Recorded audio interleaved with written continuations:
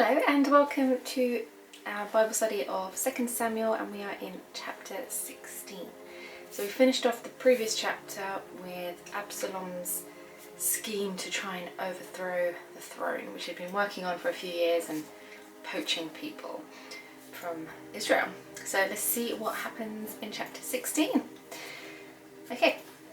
And when David was a little past the top of the hill, behold, Ziba, the servant of Mephibosheth, met him with a couple of asses saddled, and upon them 200 loaves of bread, and 100 bunches of raisins, and 100 of summer fruits, and a bottle of wine.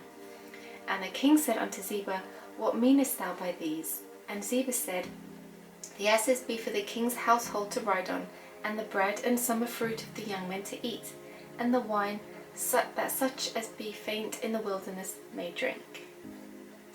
So David was on his way. He'd obviously fled the palace and everything, and he bumped into Ziba. So Ziba was Saul's servant, and David, when he obviously took over, gave this servant to Mephibosheth, which was Saul's son. And that puzzled him because he was like, what's up? Where have you brought all this stuff? And perhaps he had expected to see Mephibosheth here instead of his servant. So Ziba was Saul's old servant given to Mephibosheth. And here I'm going to put expecting to see Mephibosheth, question mark. Okay. And the king said, And where is thy master's son? And Ziba said unto the king, Behold, he abideth at Jerusalem. For he said, Today the house of Israel restore me in the kingdom of my father. Then said the king to Ziba, Behold, thine are all that pertained unto Mephibosheth. And Ziba said, I humbly beseech thee that I might find grace in thy sight, O Lord my king. So Ziba explained that Mephibosheth was staying in Jerusalem, hoping that the kingdom would be restored to him. Which is weird, because that sounds like Ziba is also accusing Mephibosheth of treason, which is kind of strange. So why is everyone after his throne all of a sudden? Like, what is up? So David then got annoyed and reversed everything he said earlier regarding Saul's estate, and he gave Ziba everything that belonged to Mephibosheth. So, like, okay. They're very, trusting to take people's words for things as well, aren't they? So, Ziba accused I'm going to shorten it because space is limited, of treason. So David gave all to Ziba. Interesting. And when King David came to Bahurim, behold, thence came out a man of the family of the house of Saul, whose name was Shimei, the son of Gera. He came forth and cursed still as he came. And he cast stones at David and all the servants of King David, and all the people and all the mighty men were on his right hand and on his left. And thus said Shimei when he cursed, Come out, thou bloody man, and come out of Belial. The Lord hath returned upon thee all the blood of the house of Saul, in whose stead thou hast reigned. And the Lord had delivered the kingdom into the land of Absalom thy son, and behold, thou art taken in thy mischief, because thou art a bloody man. Whoa, alright, so this random guy, Shimei, was screaming and throwing stones at David and everyone, and he was accusing him of being wicked and violent, but David had never done anything to Saul or his family. He was really quite merciful, to be honest. So I don't know what that's about. Weird. This is weird shenanigans. Okay. David was being falsely accused of violence toward Saul when he didn't do any such thing.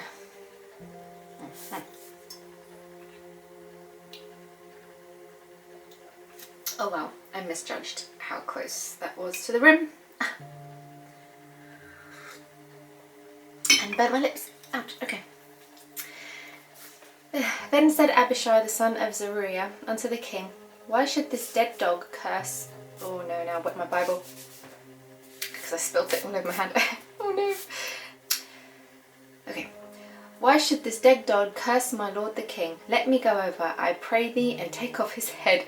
Oh wow, that's funny. He's like, nah, hold me back, hold me back. I can imagine that, like, let me at him. Okay, so you'd think Shimei would be a little bit more cautious, considering, you know, there's a whole entourage there. David could have lobbed him off exactly, you know, at any moment. And that is exactly what Abishai said. She said, nah, this rat, this nothing, why should he say things like that? Let me have him.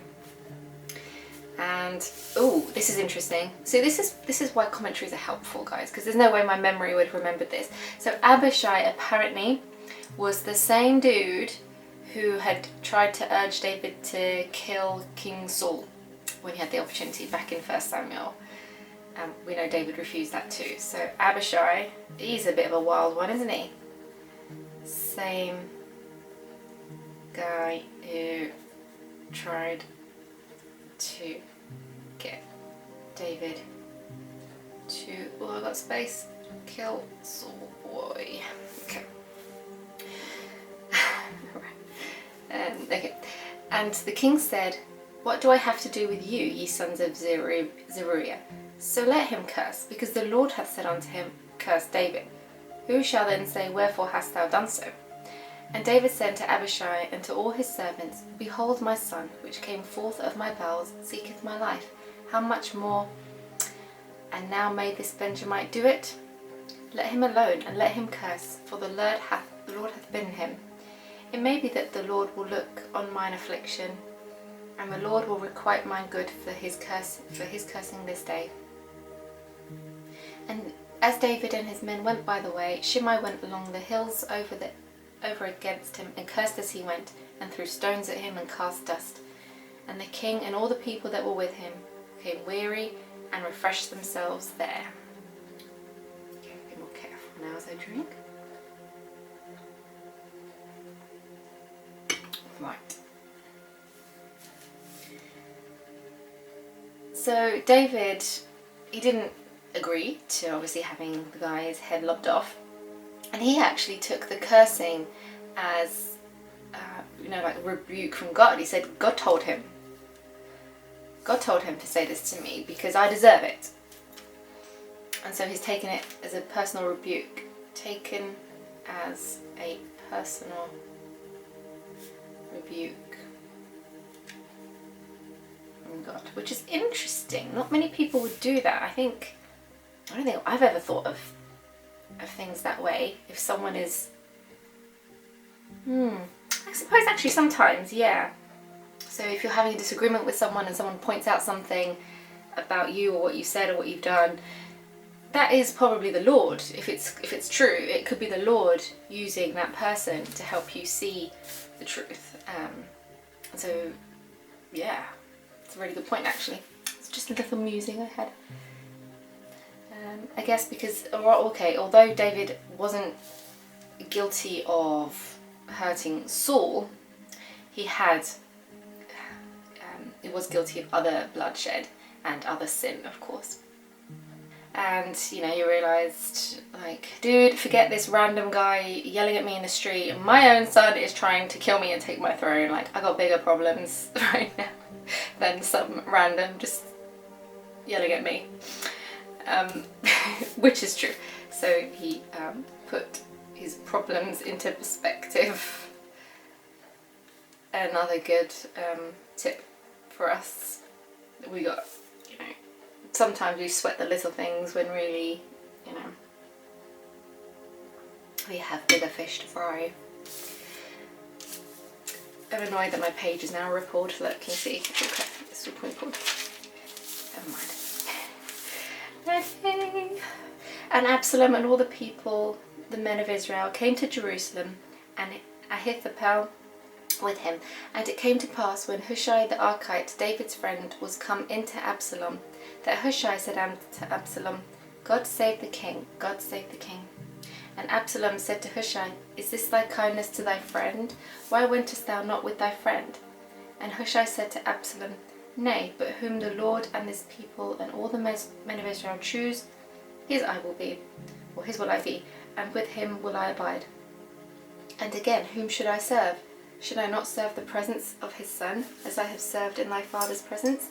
So will I be in thy presence. Then said Absalom to Ahithophel, Give counsel among you what we shall do. And Ahithophel said unto Absalom, Go into thy father's concubines, which he hath left to keep the house, and all Israel shall hear that thou art abhorred of thy father. Then shall the hands of all that are with thee be strong.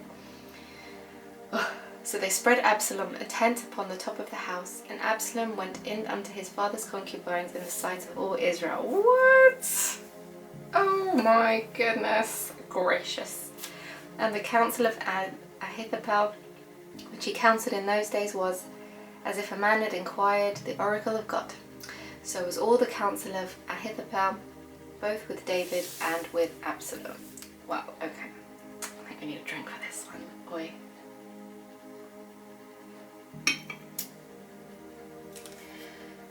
Alright.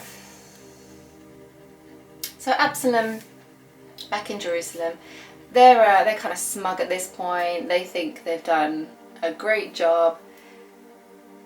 They've got Ahithophel, who was David's previous advisor.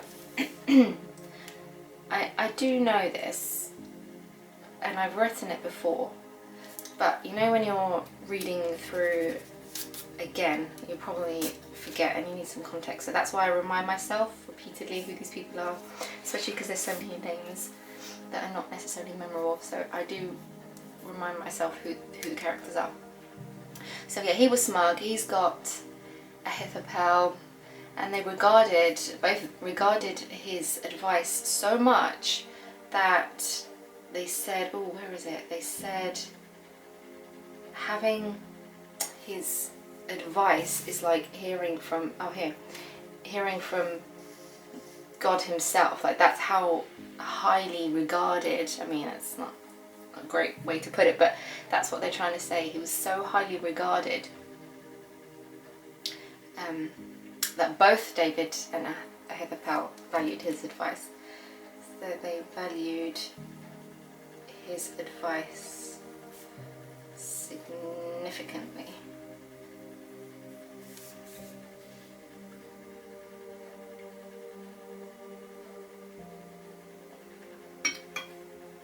So David did have a couple of undercover agents of his own, including Hushai, and Absalom was suspicious. Is this thy kindness to thy friend? He's like, hang on, I know you're close with my dad. So Abs, I'm going to call you Abs. I'm sorry, friend. I've got no space. Abs was suspicious of Hushai. He knew he was good friends with David. So he knew he probably had some work to do to convince him. And Ahithophel's advice to Absalom then for his next move was that he should go take David's harem, his concubines, and publicly take them. And that was for two reasons. That was to show that he's got the throne, they are mine now, I've taken what is David's, and also to humiliate David, and that would also destroy any chance of reconciliation between them. So that would put the nail in the coffin, so to speak.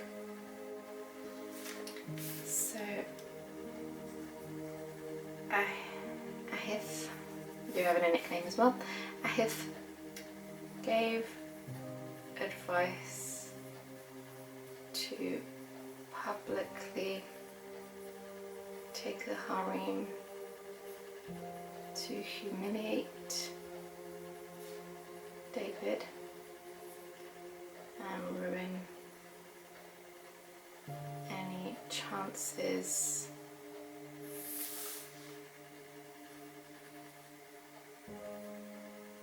of running out of space. Not happy with that. Okay, I'm gonna move this word. This is, see, this is why I use pencil, guys, so I can move that significantly. However, it does, if you've got a Bible with more margin space, then we don't have this issue. But I initially bought this Bible, I don't go sidetrack now, I initially bought this Bible because I just wanted to read the King James version, and it was just pretty. I hadn't intended on deep dive studying. I didn't think I would have that many notes to write because I didn't intend it for this purpose, but then it happened, and then once I started I had to commit, so now I'm struggling in the small margins, but it's better than nothing. Ruin, okay, humiliate David and ruin any chances of reconciliation between the two, and obviously him be like him taking the throne. Okay, I think that's it. Okay. Oh, I'll reach the end of the chapter. Didn't even realise, I was so lost in the story. Okay. So we're still on Absalom's way for treason, and David has got a little inside info with Hushai, but he's going to have to prove himself because Absalom is suspicious. And Ahithophel has given Absalom the plan to publicly move forward to take over David. Oh, I want to see what happens. Okay, join me tomorrow when we find out what happens. If you've got any questions, comments or takeaways, please do leave them in the comments, and I will speak to you tomorrow.